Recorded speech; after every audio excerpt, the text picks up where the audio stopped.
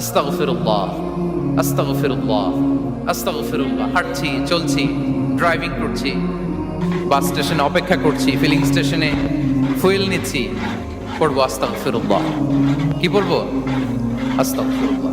যারা সব সময় আস্তাগফিরুল্লাহ পড়ে তাদের রিজিকের কোনো টেনশন হয় না, রিজিক নিয়ে তাদের আর কোনো চিন্তা থাকে না।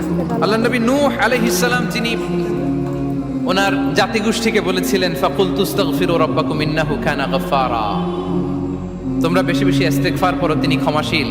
ইস্তেগফার করলে কি হবে? ইউরসিলিস সামাআ আলাইকুম মিদরারা, রহমতের বৃষ্টি বর্ষণ হবে, তোমাদের জমিগুলো উর্বর হবে।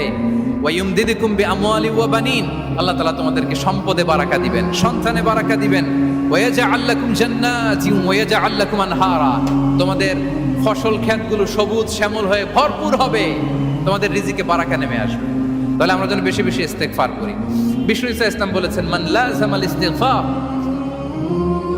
জাআলাল্লাহু লাকুম মিন কুল্লি দীকিন মাখরাজা ওয়া মিন কুল্লি হাম্মিন ফারাজা ওয়া ইয়ারযুকহু মিন হাইসু লা ইয়াহতাসিব। যে সব সময় ইস্তেগফার পরে তার কোনো টেনশন থাকে না,